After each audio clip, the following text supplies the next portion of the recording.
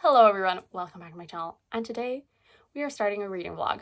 And this one is a little different from usual. So every single Valentine's Day, I do a special romance-themed reading vlog. I decided that I wanted to explore romance. I had read The Kiss Quotient, I think the September before, and really liked it. And so I decided, hey, I'll explore this more. And so I read some contemporary romances leading up to Valentine's Day. So then the following year, I wanted to try again, but this time I decided to try a different kind of subgenre. And so that year, I tried fantasy romance. My third edition, I tried dark romance. And then the year after that, which was just last year, was historical romance. So I do know that there's so many subgenres of romance, but I feel like those are like four of the big ones. If you have any other subgenres you would like me to explore in the future, I'm so open to it. I've had mixed results, let's say. But I have started so many series and I've found books that I have liked and then just never went back and continued reading from that author because I do only occasionally pick up romance. So I decided that this year I'm going to revisit them all. So in year number one, we visited our classic contemporary romance and I read 4. So I read Justin Hazel's Guide to Not Dating, which I hated. I gave it a 1 star. I read The Bride Test by Helen Huang, which was the sequel to The Kiss Quotient, which started my want of trying romances. I gave that a 3 star. I read Written in the Stars by Alexandra Belfleur, which I gave a 3 star. And I read Get a Life Chloe Brown by Talia Hibbert, which I gave a 4 star. And so I feel like it's probably for the best if I read some Talia Hibbert in this. Year number 2, which was fantasy romance. I read Fortuna Sworn, which I gave either 1 or 2 star. I think it might have been a 1 star. I read From Blood and Ash, which I gave a 2 star.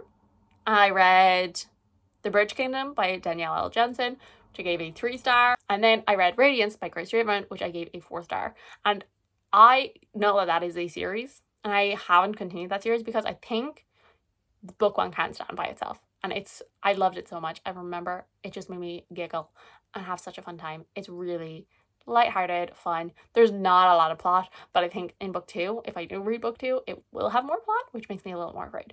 I have actually read another book from Grace Raymond and I didn't like it as much. I gave it a 3 star. It just did not care. To move on to dark romance, which I should have known, not for me. This was the least successful one, if I'm remembering correctly. Haunting Adeline, which I gave 1 star. I gave read Satan's Affair, which I gave 2 star. I read There Are No Saints, which I might have given a 3 star. But that might have been generous. And I also read Still Beating by Jennifer Hardman, which I gave a 4 star. So obviously there isn't a sequel to that, but there is a book that is in the same world. I think it's Lotus.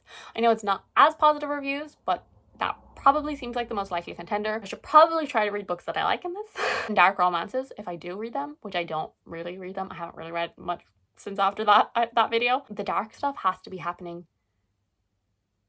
from other people. Like, they can't be doing it to each other. Like, not great writing and all of that, but I had read the Mind F series by S.D. Abbey, and I gave that overall a 3 star.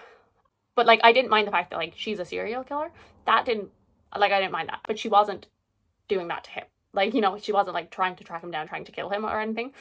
Their relationship was a separate thing. So I don't want them doing bad stuff to each other, basically. Historical romance. A Week to be Wicked by Tessa Dare. Once Upon a Marquess, When the Duke Was Wicked, and The Earl in My Bed. I have a feeling I'm going to read Take a Hint, Dani Brown, the sequel to Radiance, which I'm terrified to do. Lotus by Jennifer Hartman, and I don't know what the sequel to the Courtney Milan one is, but I think I'm leaning towards that. So wish me luck, I guess. I am 50% of the way through Take a Hint, Dani Brown. I almost keep saying it, Get a Life, and it's no, that's the first one. And I'm liking it so far. I've definitely noticed that my taste in romance has definitely changed since I first read the first book. So Take a Hint, Dani Brown is the second book in the Brown Sisters trilogy. Obviously they're romance companion novels. So in this one we follow Dani. She is working on getting her PhD, part of the teaching staff, and there's a security guard that works at her building. They're friendly enough. She gets him coffee in the morning, and they have a little chat, whatever. One day there's a safety alarm. It's not necessarily a fire drill, I don't think. I think it's some other important drill. Dani has forgotten about it and she gets trapped in an elevator and then he comes to the rescue, and a video of him like saving her starts to go viral, and he has like a charity and he wants to kind of use this situation to maybe get some publicity for it. At the minute, I would say I'm feeling very 3-star about it, but I do actually prefer this, I think, to Get a Life Chloe Brown. Obviously, it has been 4 years since I read Get a Life Chloe Brown, so I can't 100% remember, but I think I'm liking this more. But I gave Get a Life Chloe Brown 4-star. It's just I've kind of figured out my ratings with romance, I guess, a little more. I like 3 stars. And that's why a lot of romance I read does fall into the 3-star, which is like, I liked it, but like, it's not gonna stick with me. As I said, I do actually think I'm liking this more than I liked Chloe Brown. I think I'm liking their dynamic a bit more. It's a bit more like friends to lovers. Like, they have like kind of an established relationship already. Having food for her, bringing him coffee. I think I'm not the biggest fan of Talia Hibbert's writing style. I think what I have kind of realized as I read more and more romance books and stuff like that is I like, I guess, a little more serious. And that's not to say that her books don't have serious topics, because in the first book there's talks of like an abusive relationship, and in this one there's a lot of talk about grief and stuff like that. Like, these are like the content warnings at the start of the book, but I feel like they're not as like nearly like integral to the story, like just like woven into every aspect. They're just kind of like one aspect of it. The two authors that I always say are my go-to for romance is Emily Henry and Ashley Poston, and the two of them, like, they have like serious stuff in them, and it's like very present, like constantly. 2 weeks ago, I think, I heard Funny Story, loved it, gave it 5 stars. The two of them, they've just gotten broken up with. Like, it is the whole like reason for them being together, basically. And you know, the heartbreak that comes with that, and like also then she has like the family issues and all of that, and it's very much present at all times. And same with like Ashley Poston, a lot of her books also kind of deal with grief, and like it's there the whole time. Have like a bit of a magical element or sci-fi kind of element to them. So like one of them, you know, she can see ghosts, and the other one, she has a time traveling apartment.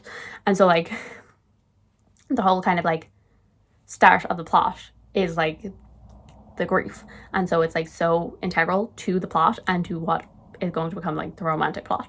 With this, like, obviously grief is there and it is present. Like, I don't want to be like, oh, it's just silly, goofy, fun time, but it doesn't feel as like, I don't want to say crucial seems harsh. I'm not sure the writing style is for me, because it's like not every line needs to be a one-liner kind of a feel.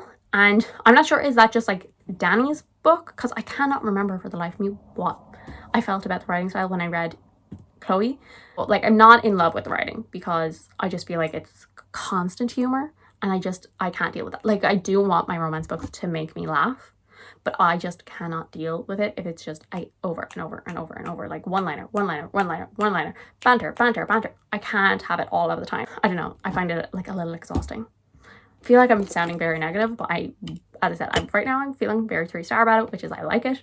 I do like the two characters. I like how she builds the characters, and I like how she kind of also keeps like that focus on family as well. She doesn't just let the like romance overtake it. We get kind of see all of, like, we see his family and we see her family kind of like getting involved a little, and also I'm enjoying kind of like, you know, their jobs and all that stuff. So I'm gonna go finish it. Hello. So I finished Take a Hint, Dani Brown, and I liked it. I'm giving it a 3-star, which I did kind of think. I definitely had a couple more issues in the second half, and I think it all comes down to the timing and pacing of the book. I did really like a lot of this. As I said, not necessarily sure Talia Hibbert's writing style is my favorite, just because it is very humor heavy. I really liked the characters by themselves, and I did really like them together, and like kind of them supporting each other, being there, like being very understanding and all of that of each other. But things moved way too slow, way too fast, way too all over the place throughout the book. And I think that was kind of my biggest gripe with it. And we're told, or they're making a deal, and they're like, okay, we'll give it 4 weeks. Fine. And then, so week 1 passes, and they're just fake dating, doing coupley things like feeding each other and all of this, like where there's people to like take pictures of it. Fine, whatever. And like, we already know that he definitely has feelings for her. Like, he has always kind of had a crush on her. It's like not a secret from like page 1. And she finds him attractive, but she has commitment issues. She has no interest. That's just not the kind of person she is. I think it is week 2 or week 3 that they decide, hey, let's just casually sleep together. And they're like, we'll do it for as long as we're fake dating. I don't know why he would agree to that when he knows that he likes her so deeply. So I was already like, and she knows that he is like a commitment person. And she's also like, it's fine. It's fine. And I'm like, okay, you're idiots, but whatever. Week 3 or something, where like the conflict happens, which is, as anyone can see coming, the fact that she doesn't want to be with someone seriously. And it's like they don't talk for like a week. And she's like, I do love him. And it's like, you've only been like dating, which you haven't actually even technically dated, for like 3 weeks. Like one of them, you haven't even been talking to him, but you love him? You love him? It's like, where did that come out of? And I just really think that that whole thing was really rushed. I think, yeah, if things had been spread out a bit more, even if like they had their whole thing and then they went back to normal, like, you know, their fake dating was over and they were still just like pretending to be friends, and then she kind of like comes to this realization, then I think it'd be a bit more, if we had like a bit more time jump kind of, I think I would have been a bit more like, yeah, that makes sense. But I was just like, where is this coming from? Okay, so I'm 50% of the way into To Surrender by Tessa Dare. So this is book 1 in the Spindle Cove series. So the book that I actually read, A Week to Be Wicked, is the second book. And I'm not liking this at all. We follow Susanna, basically the leader nearly of this town, without having any official title, because obviously it is historical fiction and all of that. And Spindle Cove is like right by the sea. It's a perfect place for women and girls to go if they're unwell, to, you know, recuperate and all of that. And all of a sudden, this man arrives and is basically told that he is making a militia, because it's during the time of the Napoleonic Wars. And she absolutely refuses. Like, she doesn't want this because she thinks it will make an unsafe space for these women, because it has become nearly a safe haven for women. And like, yes, there is some men and boys around and all of that, but it is very much a woman-focused town. And she thinks that him coming, trying to make military men out of these men, is going to ruin everything. And so, obviously, her and this, like, sergeant who has just arrived, it's a romance between the two of them. I'm not having a good time whatsoever. I don't like, I was about to say I don't like anything about this, but that's not true.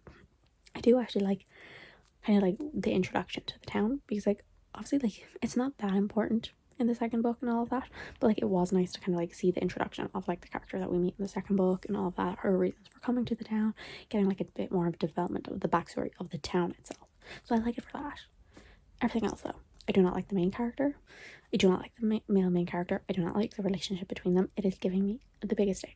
He is so like, this is a safe place for women, and like now, like, we're kind of getting to a point, and like, it's not necessarily the male main character, it's like other, like his cousin or whatever, is like, let's take this town back, men, let's make it manly again, you know, like the tea shop into a tavern and all of this, and like, it's making me very uncomfortable. And like, the male main character, yes, he's not like directly involved, but like, he's not stopping it or anything either. And I have a feeling that by the end of it, it's going to be like a lesson of everyone deserves to be involved in the town. And like, I don't agree with that. I think it should be for women only. Toxic masculinity, but it doesn't seem to really be being addressed.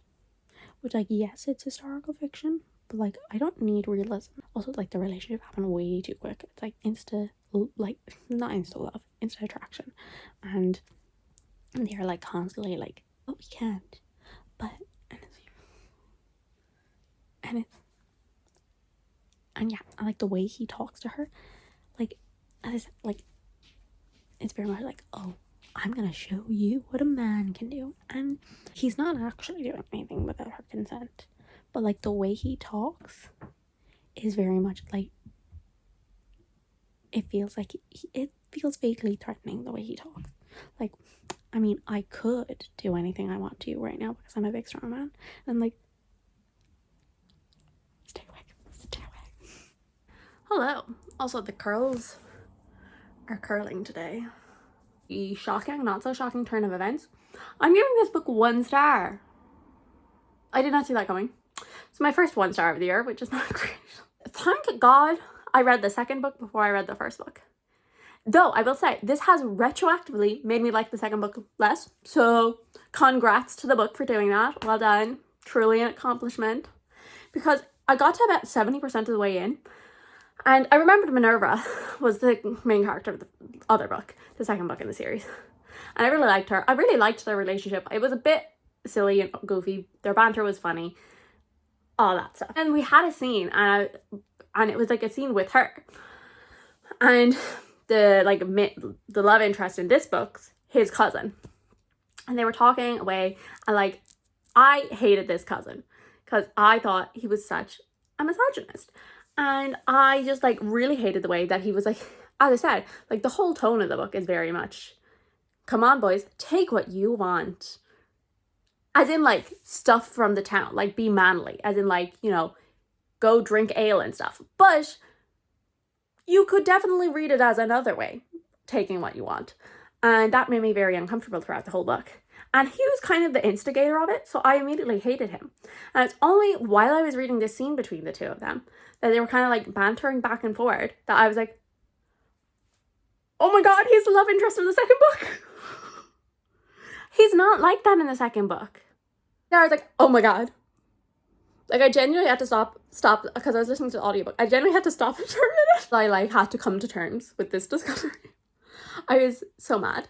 So mad. Like, that was a bit of a tangent because that wasn't even like a big part of the book whatsoever. I mean, it was and it wasn't. Like, their relationship is obviously the focus of the second book. I don't necessarily think that this is the worst written book that I've ever read, or like I've read books that are worse than it and that have probably gotten a higher rating, but the fact that the love interest that I'm supposed to be swooning over made me actually uncomfortable. I don't think I've ever had that experience before where and like, that's not me saying that, like, because like I've read the books with like, you know, when I think of it, I think of fantasy romances, you know, obsessive, alpha, and like it does make me go, but like I never actually feel uncomfortable with it. I'm very much like eye roll, like, oh, it's one of those books when that happens. And if you're into that, I know a lot of people love to read about that fictionally, and if a man actually tried to do that to them, they would kill them in real life. But I know a lot of people like to read about that fictionally, and like, if you do, good for you. But like it gives me the ick, and it does just make me roll my eyes. So like, not my thing, not my trope, all that. So that's fine. Just in case you think I'm like personally attacking you, I'm not. Good for you, girly. And those, like, alpha male, possessive type, like, as I said, it's usually in fantasy romance. They don't actually make me uncomfortable. Like, because as I said, I just roll my eyes at them. And even like when I was reading, like in that dark romance reading vlog, again, I was like, gotten the ick from them. But again, I was kind of just like eye rolling instead of like actually. Whereas reading this and the way he spoke actually made me uncomfortable. Like, I was actually uncomfortable. And that is all I can say. That is my only review. This book actually made me uncomfortable. Like, the way he spoke to her, he is like obsessed with being like a gentleman and chivalrous and all of this, but like not.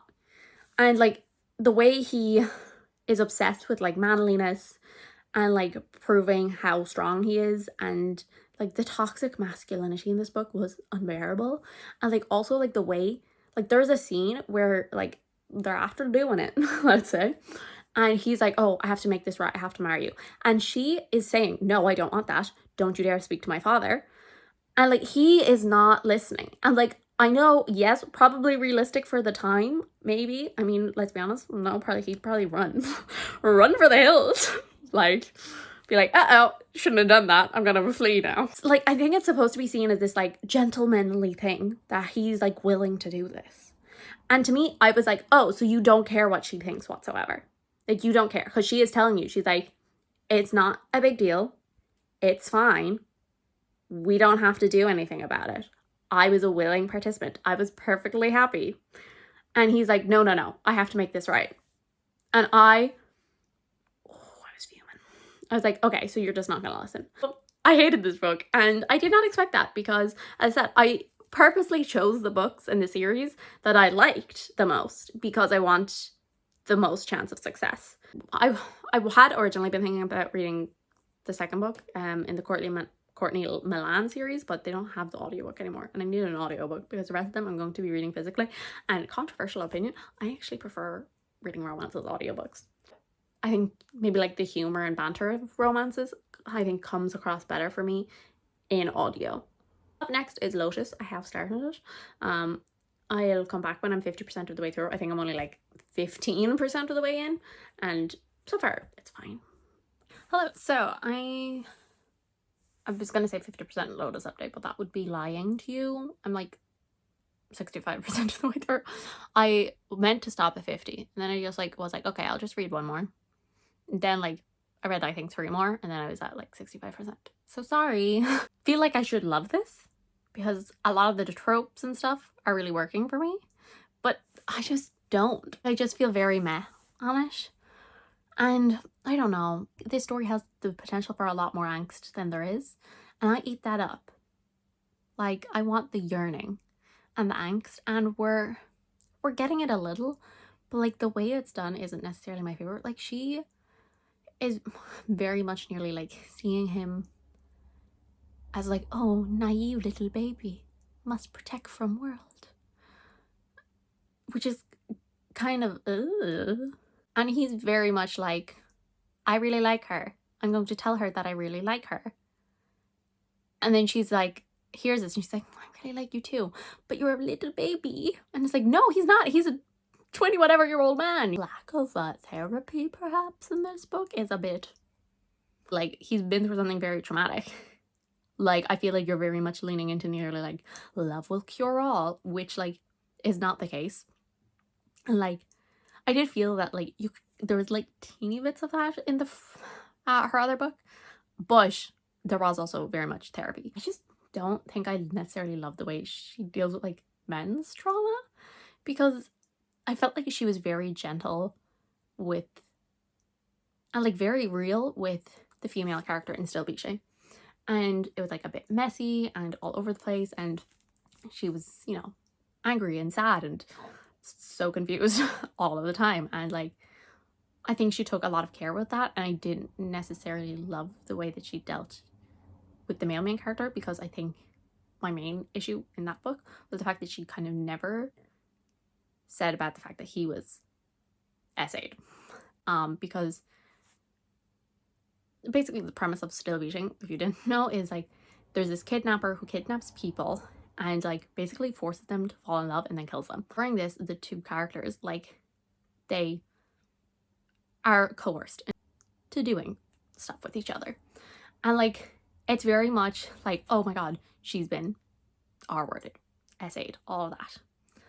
And it's never like, okay, yes, he, like, the kidnapper never touched him, but him doing it under distress is technically SA, and it was kind of nearly painted as like, oh, he was forced to SA her nearly.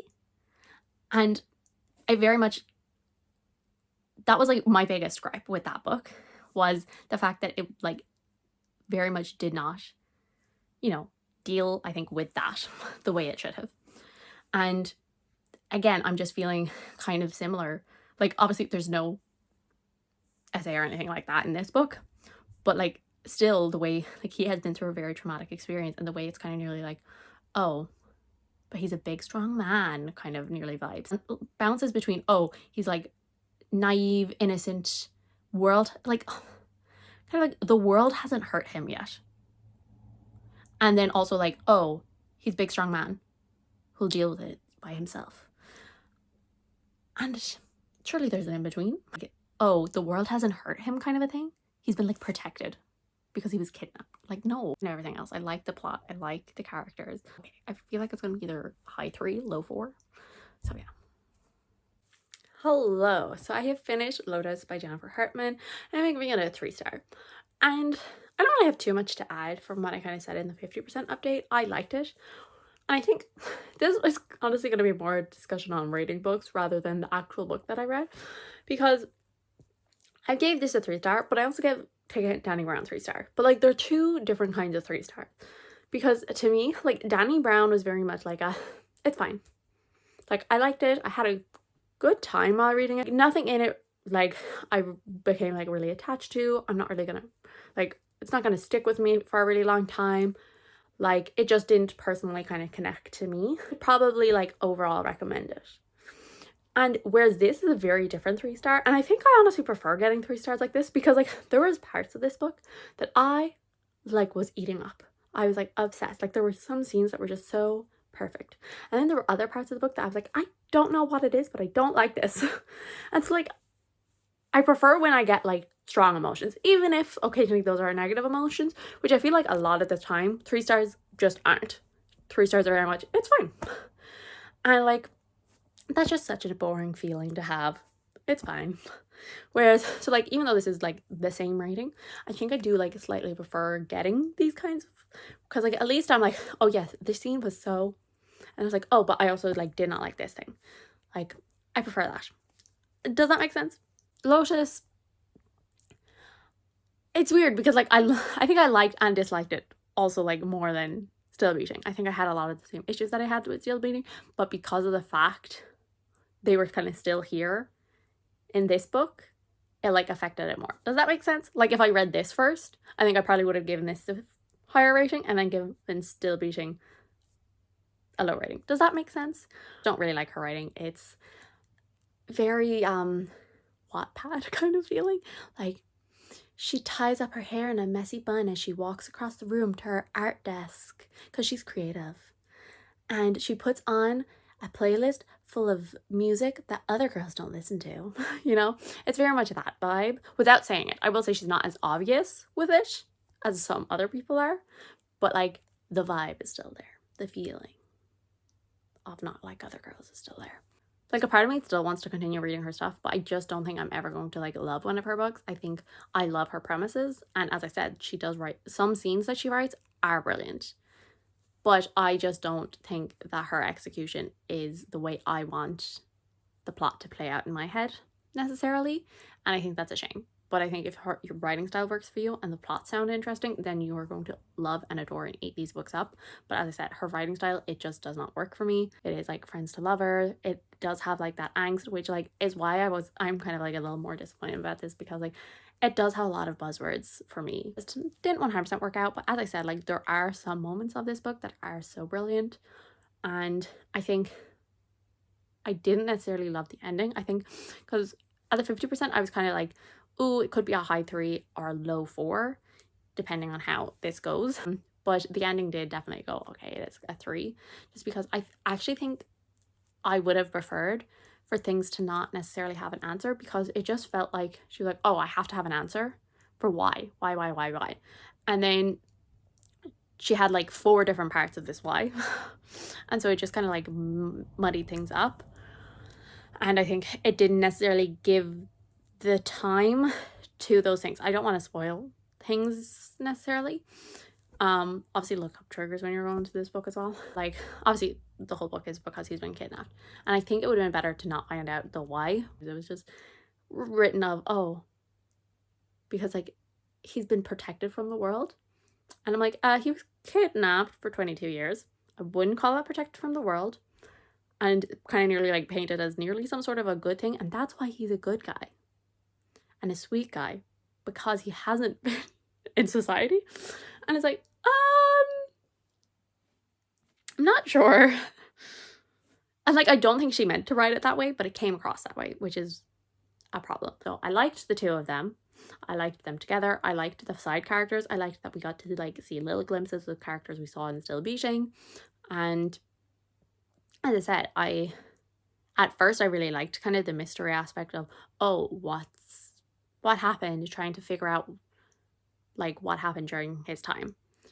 But as I said, I just don't think the ending, I think I would have preferred the ending just to be like, he, you know, kind of maybe like gains the memories back from his time before it, but like doesn't necessarily have answers, but kind of, you know, goes to therapy and moves on with his life. Or if you were going to give us answers, you really have to add another like 50 pages to really like talk through the implications of this. Now I'm on to my final book. This is probably the book that I'm most afraid of, which is weird because it's actually probably the book I've liked most, or at least the first book that I've liked the most out of all of these. Also, like, every single one of these has gone down a rating. So that makes me afraid. And it has been a while. And I know there wasn't that much plot. Like, there was like a brief 20-page where they had plot, but the rest of it was very much just the couple. So, like, I'm not too worried about, like, having forgotten a load of details, because I know there wasn't that much plot happening. But it is a bit. I'm afraid that I'm not going to lie. I need a win in this. But I think I'm probably going to read 50%, I'll update you, and then I'm going to reward myself by playing Sims for a little while, and then I'll finish it. Hello. So I'm having a nice little cozy evening. So I'm like 53% of the way into, what's it called? Eidolon? So, and I'm liking it. It's, I would say so far, it's my favorite book I've read for this. I don't think I'm loving it as much as Radiance, but I am still liking it, so that's good. In Radiance, we follow a human woman and then a man that's kind of part of this like species called the Kai, and they have an arranged marriage, and the two of them are talking before the wedding and talking about how hideous they find the other and all of this, and then they realize, oh, this is the person I'm getting married to. Whoops. But at least that way, kind of, their feelings are out on the table, you know? They know how the other feels. And so they kind of like immediately are like, well, we know neither of us are into the other that way, but we can be friends. At least we know that we're honest about how we feel about this, and there's no reason why we can't make this work, you know? They love to like insult each other, and they have this friendship, and then as time continues, they begin to have romantic feelings, and that is basically the story. And I always say, so the first book, there's like, I think maybe like a 20-page in like 2/3 of the way in, where all of a sudden you get plot. But like the plot of the first book is getting to know the characters and then falling in love. And then, as I said, that like 20-25 pages where all of a sudden there's like these raiders and action and all of that, and then that's over and you're back to them. So yeah, so it's a lot of like building character, building romance, and a bit of world building as well, and then teeny tiny bit of plot. And this one is definitely more plot. So we have them as an established couple, and he wants to go kind of in search of this like nearly magical powers, because there might be like an upcoming war, and he wants to obviously protect his people. And I am liking it. As I said, it is a lot more plot. I would say there's a lot more like political stuff going on. I can see where the like conflict is going to be, but also I can see where the resolution of the conflict is going to be already. So I think I can see how maybe like for some people that might be a bit annoying, being like, well, there's no like stakes because we know their point of views, and there's another point of view in here, which, as I said, from that point of view, you kind of can see where like the resolution of this conflict, like their romantic conflict. Obviously there's like the other conflict of like the actual like war and stuff that's happening, but like, and like I'm not saying that there's like romantic conflict and then like they're fighting the whole book. They're not. They like, he says like some of the most romantic stuff, and I'm like, you can't just go around saying that. It's not as like bantery heavy, but like there is still a bit of it, a bit of teasing and all of that. And then, as I said, there is obviously just some very romantic and sweet lines and all of that. And as I said, like we only had like a tiny glimpse of like romantic conflict, but I can tell that it's going to become a bigger deal as the book goes on. And as I said, I already know how it's going to be resolved, because we've basically been told how it's going to be resolved. But I'm having a good time. I don't think I like it as much as the first one, but I do still like it. I'm here to wrap this up. So I have read 4 books for this vlog, which I just remembered while I was filming this, while I was editing this, why I don't do 4 books in a vlog anymore, because I love a tangent like the one I'm currently doing. And when I have 4 books, I don't have enough time to go on tangents, because then they end up being like an hour-long vlogs. Whereas if I have 3 books in a vlog, I usually have time for a little tangent. I had to like edit this twice, because it was like gonna be like 50 minutes, and I was like, that's way too long. And so I was like, okay, we gotta do another cut. Anything unnecessary, gotta go. I have finished the second book in the Wraith King series by Great Straven, and I'm giving it a 4-star. So we did have a win in this. I definitely did not enjoy it as much as I liked the first book in the series, but I did still overall like it. Because I don't really read a lot of romances where there already is an established couple. And so it was nice reading it like that. Like, they all very much, like, they know each other. They are very romantic with each other. He says some of the sweetest things. She says some. Like, some of the lines are just... I kind of, like, enjoy, like, the development of, like, the political stuff and all of, like, the kingdom and all of the stuff that kind of came along with that. I didn't necessarily care that much about the plot, but I think this book kind of needed a plot, because you couldn't just have them going around basically like living their lives. So I do understand where the plot came from, and like I liked it, but also like it is a very quick book, and so like if you're coming for like complex fantasy plotting, you know, great battle scenes and all that, you're not gonna get that here. It is like genuinely, I would say, focused mostly on them, their connection, how this like even makes them feel, how the anxieties around it, the duties that they feel that they have to do. And so it's all very internal, whereas like obviously like there is bigger stuff happening, but we're very much focusing on how they feel about the stuff rather than like, oh, let's go out and fight it right now. So if you want like battle and plot and like high stakes and all that, not getting them here, because like even though yes there's like this whole war plotline going on in here, like did I believe for a second that anything bad would happen? No. And I just had a fun time. I like these characters, I like the relationship, and so I liked having more of it. As I said, did I like it as much as the first book? No, because in the first book you get that like, you know, sweet development of it, whereas like it is sweet, but it's like, yeah, I already know that you're sweet. So it doesn't hit exactly the same, but it was still fun. And especially I think since it's been so long since I read it, I did like being back with them and in their world. I read 4 books in this. I read Take a Hint, Dani Brown, give that 3 stars. Night to Surrender, I give that a 1 star. I read Lotus by Jennifer Hartman, I gave that a 3 stars. And I read Eidolon, and I gave that a 4 star. I am still devastated a little by A Night to Surrender, because like in reality, like this should be one of the most successful, because I'm reading sequels to books that I liked in the previous ones, so it makes sense for it to be the most successful. And even then, I still don't think it is. I think it's technically tied with the first year that I did it. So thank you guys so much for watching. Happy Valentine's Day. I hope you have a wonderful Valentine's. And as I said, this will be back again next year. I do them every year. So if you want me to read a specific subgenre, or maybe like I'm start doing like tropes, like, because like for example, a trope that I want to try more of since I read Happy Place by Emily Henry is Second Chance, but I'm a little afraid of it. So like I could do like, instead of doing subgenres, I could do tropes and see if I like the tropes. So let me know how you feel about those, if you have any suggestions. So thank you guys so much for watching. I do hope you enjoyed. If you did, subscribe, and I will see you all in the next one. Bye.